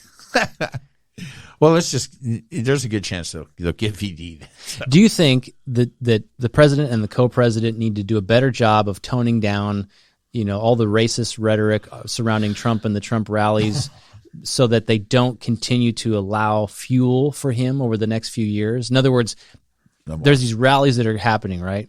And if the assumption is between Biden and Harris and the Democratic platform that everybody who attends those rallies is just a racist fuck, is that going to continue to strengthen his base and backfire against them at some point? Backfire against Trump? Backfire against the Democrats. In other words, shouldn't they what not throw fuel on the fire? Ban them or what? Or stop talking about them? Well, I guess what I mean, yeah, and not really draw attention to it. I haven't heard anything from the governing duo, as they call them, about that. I mean, my personal opinion is it would be great if all media that's, to the left of Fox News, because you're never going to get Fox News to do anything, would just stop covering Trump to get totally. And for the most part, you rarely see him being covered at this point, right? I mean, let's think about it. So how is it 4 months ago now? 2 months ago? Let's see, it's January 20th. So go back before January 20th, and Trump was in the news every single day. Multiple times a day. On doesn't matter which side of the political spectrum as far as television channels you were watching. You could see him on MSNBC. You could see him on Channel 4. You could see him on Channel 2, CBS. I know in other places where people are listening, they don't know what Channel 4 is. So on NBC, CBS, ABC, the main broadcast networks, on the political cable news channels, MSNBC, CNN, and all of those guys, he was on every day, multiple times a day, as well as he was on Fox News every day, and OAN, and Newsmax, and all the rest of the Nazi media outlets that support him. So he was everywhere all the time, and I don't think there's going to be any let up on the OANs or the Newsmaxes. We'll see what happens. I mean, here's the scary thing, right?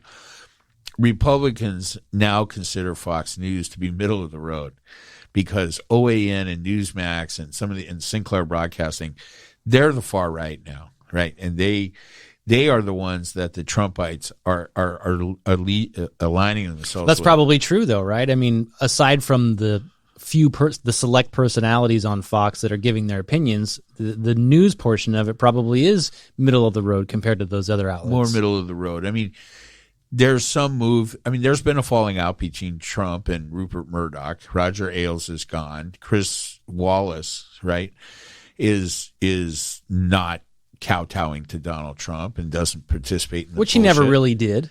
Yeah, no, Chris Wallace has some integrity, right? And I'm sorry that what was her name? Greta Van Susteren? Yeah, she's been gone for a while. I think she tried to go to MSNBC, but I think that didn't work out for whatever reason. So I'm not sure where she is now. But she was a voice of reason sometimes. Certainly, they were.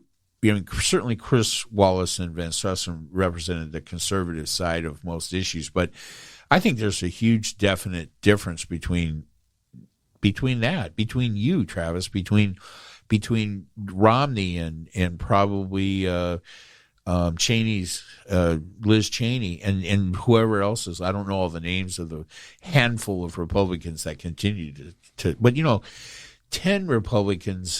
35 Republicans voted recently for a 9/6 commission, right? Like the 9/11 commission for January 6th. Yeah, what did I say? 9/6. Yeah, I knew what you meant. January 6th. To investigate that. I personally don't know if there's a need for that or not.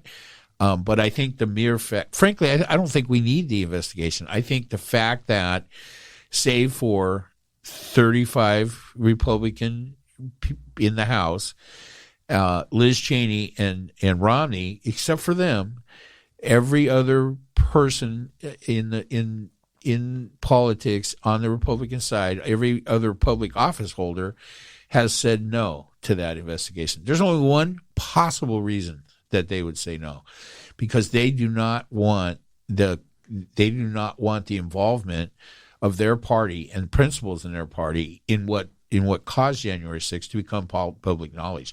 Yeah, but is there another reason, which is kind of how you just teed that up, and you just said you don't know if it's necessary, and I don't either. I don't know what it does. Well, I mean, here's the thing. When I said I don't know if it's necessary, it's because what I want to know from that investigation is apparent by the extreme measures that the Republican Party is going to block it. So whatever this, I mean, look, January 6th commission is or does, why do you need that to get the answers to the questions? In other words, is there no other way to get it? Well, their line of horseshit is that there are multiple investigations going on right now. Is that true? Well, there are other things. There's the Justice Department investigation. There is a Senate committee, but it's very narrow focused, right? And the answers to what caused it to happen I think the Senate investigation that is going on right now is strictly tied to how Capitol Hill security, nothing to do with the root causes or any of that kind of stuff.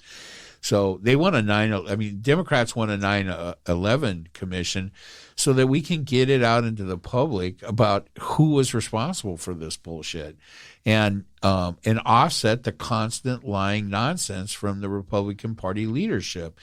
And it's obvious why they don't want that commission to happen, because they will come out of it looking like shit. How so, though? Is there some implication that there was a grand conspiracy, that there were Republicans who? Let me just ask it that way. What we're talking about, the actual breach of the Capitol, the riot that took place. Yep. Was that some grand conspiracy? The lead up to it, the organizing on social media, who was involved in that, which sitting members of Congress or the Senate open doors, let people in. Which would only be possible if they were expecting that to happen, right? Well, so in other words, hey, we got the signal. Here's time to go. Leave your door open and let people come in. Yeah, I mean, obviously, this thing where they went to the Capitol was not a spontaneous development, right? I mean, I think what a commission would show is that there was tremendous effort, organizing efforts to that end on various social media platforms, right? And that you're going to find that Republican elected officials in the Congress participated in that on the lead up to, all the way up to and including the president. And not the least of which was him saying, hey, next we're going to the Capitol. Right. Yeah. Right? I'll be there with you. Yeah. So, I mean, so he was impeached for saying that. And he was not convicted by this very corrupt, at the time, Republican ran Senate. Right. And so, okay. So go back to that. Let's say that there was this grand organizing on social media where there were sitting members of Congress on the Republican side who participated in somehow. Fomenting this, yeah. Yep. How will that not come out without this commission? It's not so much that it won't come out, I don't think, except that there is no commission who has that as their. Like, do you think these on their social media sites they use their actual name as their handle? Like, their sign-in name was, Representative Marjorie Greene. Yeah, absolutely. She didn't, hide her name or anything. No. I think that these are overt, things that happen. Look, there's a DOJ investigation, right? 400 people have been charged and will be tried for various, things connected to January 6th. No elected officials, though, right? Well, yeah, and that's the point. That's because they are looking for criminal, they're prosecuting people for criminal acts that they committed, such as breaking into the Capitol building, destruction of property, trying to lynch Mike Pence. I mean, quite a litany of illegal acts that happened there. Are Democrats trying to make that part not illegal? What part? Trying to take down Mike Pence, trying to say that part's okay. No, I don't think so. The whole thing's fascinating, and things go on with or without the commission. But I think that it's what the Congress should be doing. So I think, but for me, if it doesn't happen, then are the Republicans citing any reason that they consider valid for why they would not support this commission? Yes. What is it? Do you want me to tell you what they are? Yes. Well, because they claim, this is their claim, right, that this commission should involve investigation into Black Lives Matter protests throughout the previous year. What does that have to do with January 6th? What does it have to do with January 6th? Nothing. There's nothing. Okay, that argument's pretty weak. What else do they got? Well, that's their main one. That's it? That's their main one, right? Okay, so here's what happened recently, right? Kevin McCarthy, not Kevin Hart. Let's get this straight. Kevin McCarthy sent one of his deputies from the congressional leadership on the minority side, I can't remember the guy's name, to go and negotiate the January 6th commission with the Democrats. He successfully and and there was negotiation, right? He negotiated terms of this commission successfully with Democratic leadership, and for things like equal representation on the commission, an equal amount of Republicans and Democrats, equal subpoena power for that all seems fair. Yeah, he got all that, and okay, that's it. We did it. This will be a bipartisan commission into the events of January 6th. So far, so good. Right? So he went and did what McCarthy sent him to do. When the Fuhrer find out about that at the Politburo in Mar-a-Lago, he got the word from that part of the leadership to kill it. And so when this guy came back to him saying, "Hey, boss, we got it. We got everything we wanted," he's just like, "Absolutely not. We're not doing that." And he totally threw that guy under the bus and scuttled the whole thing. So in other words, they wanted to he did what he was supposed to do, but the real agenda, the real goal was to get it squashed and get it killed. It wasn't necessarily McCarthy's real goal at the time he sent his deputy to do the negotiating. I don't think that guy would have done that had he thought that was the real goal, because he negotiated a hard, it was a hard negotiation. And the Democrats gave a lot to the Republicans in that negotiation that they might not otherwise have wanted to do. I mean, having equal subpoena power between the minority and the majority on that committee, not having a majority. I mean, by all rights, the Democrats should have the majority members, more of them than the other. That's how these kind of committees work and commissions work. But they negotiate all that in good faith away. But then when that negotiation was a success for both sides, it's obvious that McCarthy had received instructions from Mar-a-Lago to kill the whole thing. Trump didn't like it. I mean, he's not going to like it because there's only one thing that can happen. A couple things. They're focused. McCarthy is laser focused and has thrown his lot in with Trump for the 2022 midterms, right? And their goal there is going to be to try to retake both houses of Congress. And having a commission, start up now. Well, it could be over. It could have been over by now, right? I mean, so there's been a lot of stalling. Having commissions start, ballpark 6 months after the election, it could easily still be in session up to, close to, or even during the midterms. That will not be good for them. Right? That will not be good for them, because the information that will come out of that commission will be all damning to the Republican side, all of it. Isn't the outcome the same, though? If the information that comes out will come out, it will come out to be damaging to them, whether or not there's this commission or not. So isn't the net effect going to be the same? Well, I mean, possibly, right? But and for me, I'm going to hear it because I watch political television all the time. I read the stuff you send me all the time. I look at political stuff on the internet. But that's not most people. Is there spending involved in this? Is that another one is that literally the only argument they have, is that you should investigate BLM? Yeah.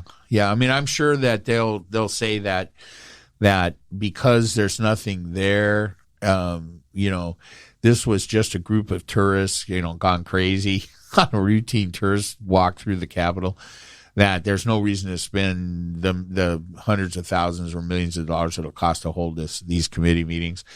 But that's not genuine, right? And the Democrats, the only real reason is the only thing they put out there, and it's just so disheartening, is the BLM, excuse.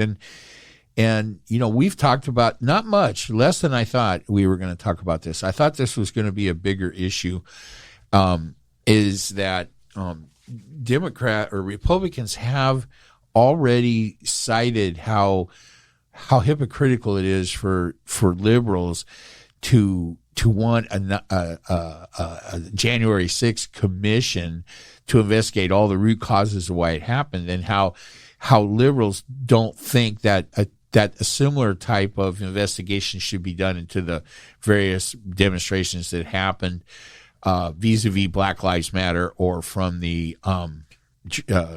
killing, the guy, the one that just had, I forgot his name.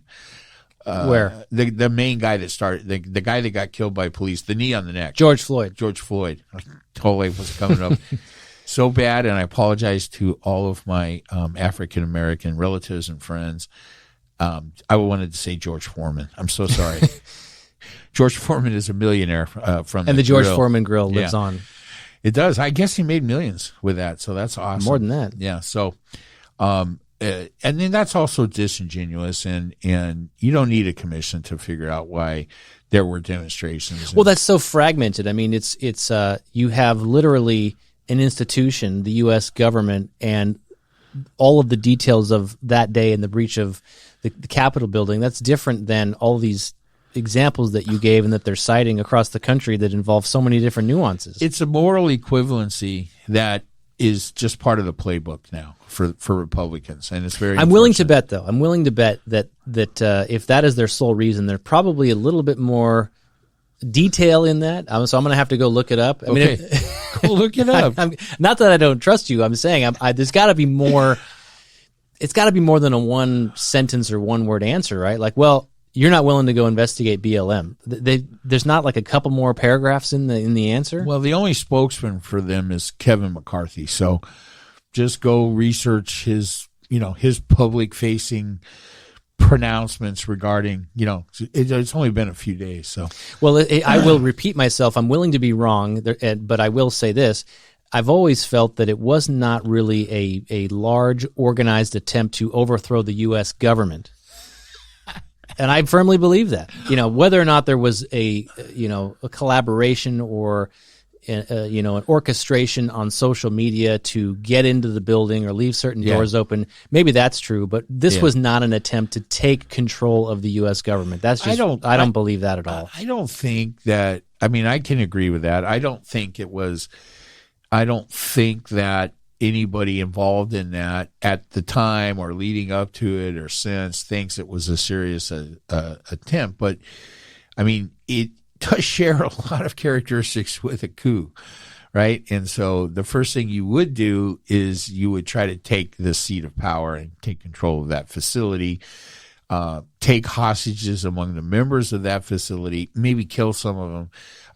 We don't really know. But none of that happened. Had they got a hold of Mike Pence, had they got a hold of OAC or AOC. What did I call her? OAC? AOC. Had they gotten a hold Careful, of don't call her anything bad or she'll sick the police on you. That's all right. I'm part of the membership. So I give them my Democrat number and then they go away. Exactly. So I think that had they gotten a hold of any of those people, I think they would have probably killed them, right? So I just think that it came close, right? Which is so weird of a thought because those are his people supposedly, right? Those are the people that supported his government with Trump. Why would they, get their hands on Pence and kill him? Yeah, because the one guy in this whole mess that should be pissed off more than anybody else is Pence, right? He was being thrown under the bus by Trump at the time, that day, and since. Yeah, but you can't feel bad for him. He took the job. He knew what he was getting into. Fly in the hair, piece of shit. Fly in the ointment. Fly in the ointment. So, here's a couple of interesting things. His brother's some kind of senator or something, right? Congressman. I don't know. Is he also a Pence? He's also a Pence, and he's got a different first name.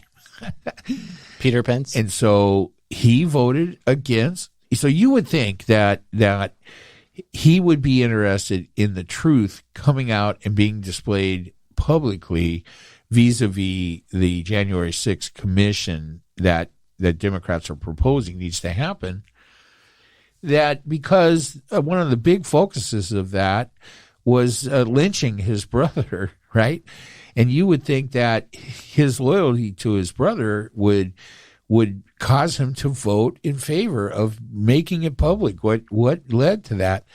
Of course, he voted against it, right? And so, what do you think? So let's say there is some discovery that there was involvement with sitting members of Congress, or even involvement in with them trying to orchestrate this breach. Is there really a smoking gun there? Do you think? What's your gut feeling? Do you think there's anything there that? we're going to see? Well, unlike a Justice Department investigation into the events of that day, they're looking for criminal acts committed by people that were there. Justice Department won't be looking into what caused it, what brought it. I mean, this commission would be looking into what were the root causes? What part in this did Republican leadership play? What part in this did any elected officials play? What part in making this happen did the former president play? Those are the things that this commission will, they're not going to spend time trying to create criminal charges against individuals, whether they were in the conflagration or not, right? So that's the purpose of a commission like that. The same purpose, I mean, this commission is analogous to the 9/11 commission. And you know what? That was a unanimous bipartisan decision to form a commission to look into what caused and led up to 9/11 happening. How did it happen? Why did it happen? What were the root causes? What was our response? That's what this... And think about it, though, and that's why there's pushback, because that was an enemy that was foreign, and this time the enemy is from within.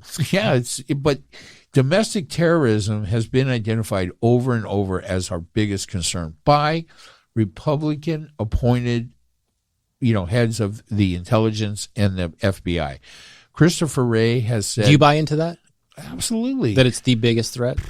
Yeah, it's the one you and I talked about at the beginning of COVID, that it would be domestic terror, that this COVID thing and the power grab by the Democrats and government in general regarding COVID might lead to anarchy and militias in the street.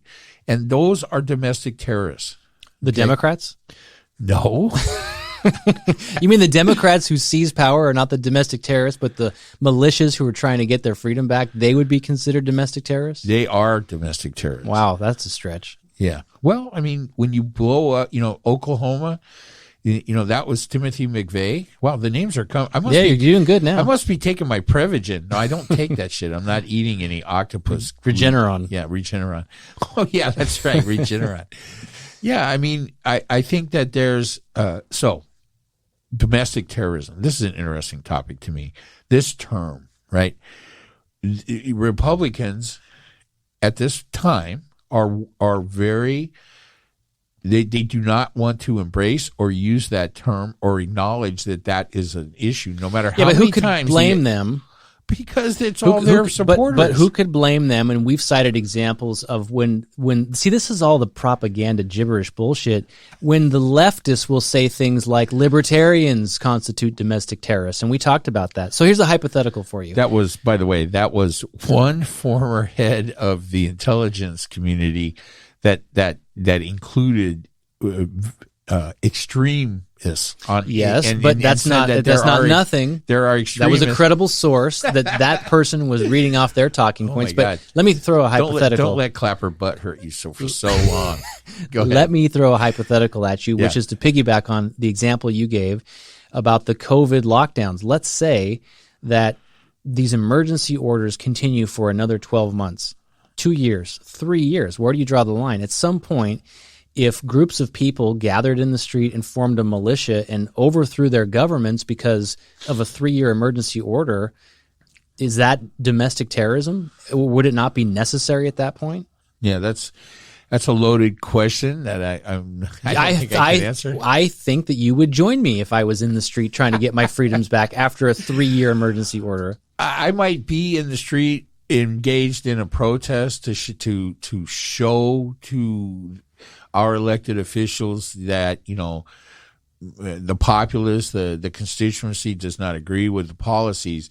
What I would not be involved in is an armed, any kind of armed or, any kind of activity by domestic terrorists to engage in terrorist acts, to kill people, to create terror. But even your participation in the protests in the street, you would be labeled an extremist and a domestic terrorist. No. You know who gets labeled a domestic terrorist? Assholes that break into the Capitol building and beat cops until they die and threaten the lives of elected officials. Those are domestic I understand. terrorists. I get that, and I'm not arguing with you on that point. Yeah, well, but I think the reason why every armed militia group is probably guilty of engaging in domestic terrorism. I don't know about that. I think I don't either, but I can guarantee. But I think the reason why people might push back on the term is because leftists are so easy to throw every group into the mix and label them as a domestic terrorist. I think the only people that leftists want to put into that group are people that commit acts of domestic terrorism. Actually, I disagree. I think they want to put anybody in that group that has a different opinion than them. Wow. Well, I mean, in a scale of 1 to 10 of baseless accusations, I'm going to have to give that one an 8.5. I don't know about that. I think that it's dangerous for us to turn a blind eye for political reasons, because it's not going to be good for the Republican Party. Because what will come out as domestic terrorism is talked about, discussed, or investigated, especially in relationship to the I'm starting to get this right, to the January 6th issues. It's all going to come out that these were, the current crop of domestic terrorists that the FBI is worried about more than any foreign terrorism are basically fringe Republicans, right? Trump supporters and militia groups, right? And libertarians. No, and white supremacists, right?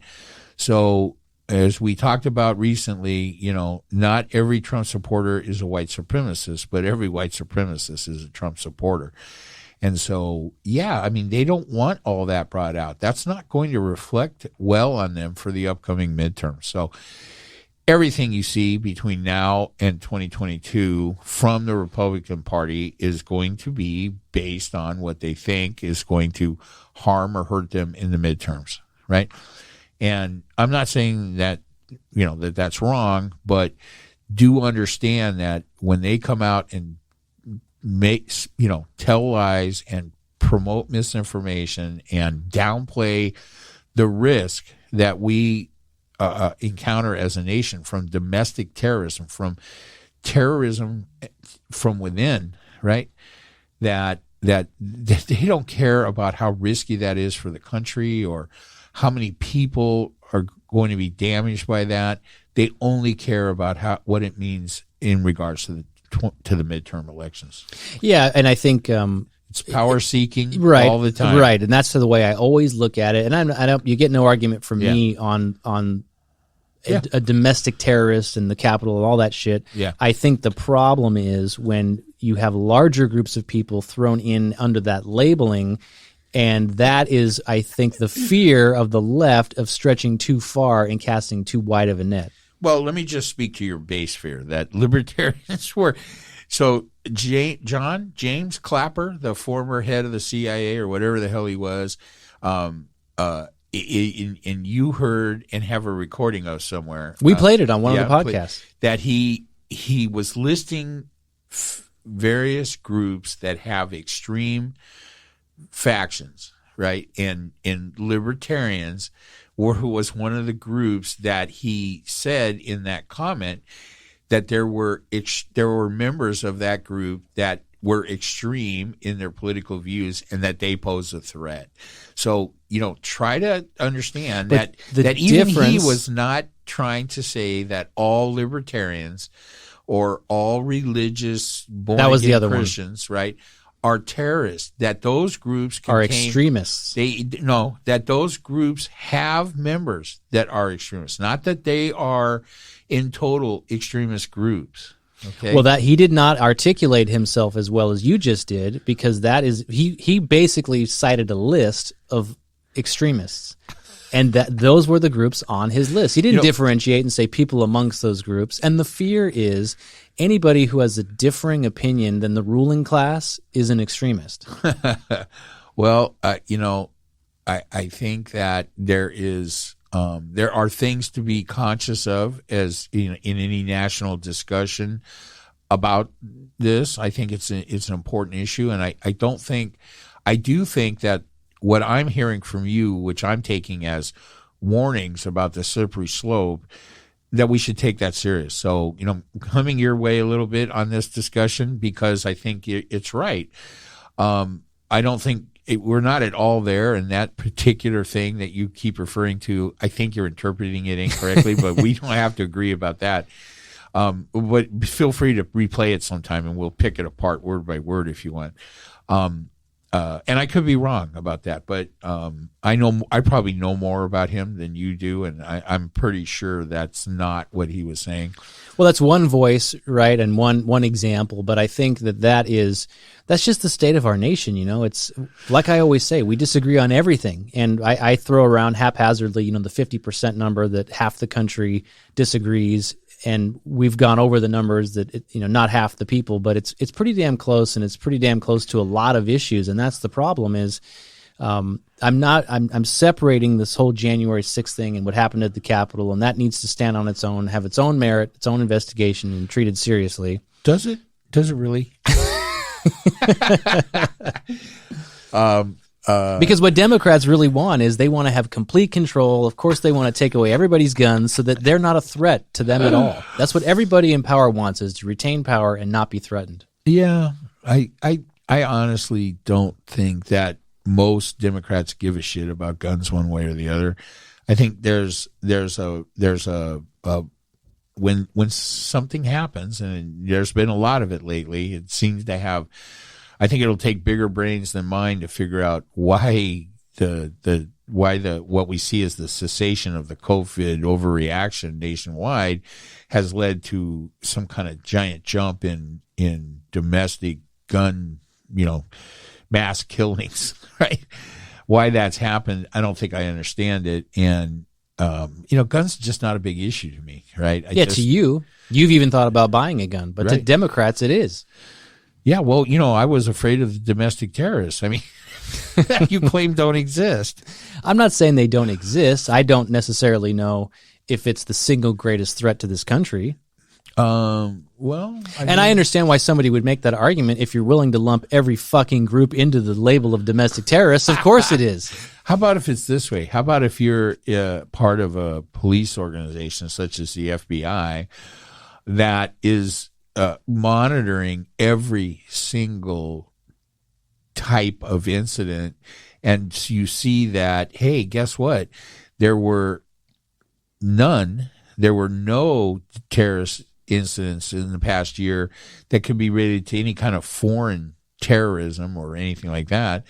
But there were because all the terrorists were on COVID lockdown. They were on vacation because of COVID. Yeah, but I'm going to guess, and I don't have any. This is not a real number, but they look at that and say, hey, 0 foreign terrorist attacks in the last 12 months, 500 domestic incidences that could be qualified as domestic terrorism, if you were just willing to give them that name, because they're being promulgated and carried out by domestic militias. Right? All terrorism in the last year has been domestic. Nobody could travel anywhere.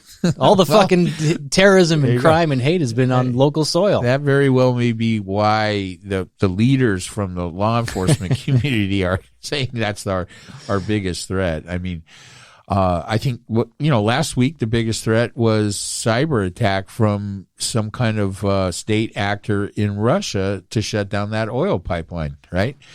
And although they claim to be just in it for the money, I mean, did you hear that? The group that shut down that Southeast pipeline said, listen, we really weren't trying to cause a whole bunch of harm to people in the United States. We just want the money that we asked for. I love honest terrorism. The $500 million. Honest hijacking. Yeah. $500 million in Bitcoin, which is sad for them because that just went down to $230,000. Did they get paid? Apparently they did. Maybe that's why. Is that currency manipulation? I'm going to pay the ransom, the $500 million, and then we're going to tank it so that it's not worth anything. And you can't sell it. Maybe. And even still, if you give somebody digital currency, now that's the kind of conspiracy I could get behind. Me too. The government goes to Elon Musk and says, you know what? We got to pay this ransom. You have been borderline committing crimes in regards to stock manipulation. We're going to not follow through on that because you're an innovator and a tech giant and you got a lot of net positives for the country. We're going to ignore these obviously criminal stock manipulations if you go ahead and tank Bitcoin so we can fuck over the terrorist assholes that we just paid $500 million in Bitcoin to. You can so make that. Yeah, make that 250,000. I think that would be brilliant if we did that. I'm okay with it. I'm okay with it too. You know what else would be a crime? What? At some point, if we don't end this podcast. It's going to be a race to the bathroom, I think, is the deal. All right, my friend. Good chat as always. Yep. See you all next time. We solved all the world's problems again, as we do every week here on the Couch Funeral Podcast. You can email us info@couchfuneral.com and whatever else. All right. Bye.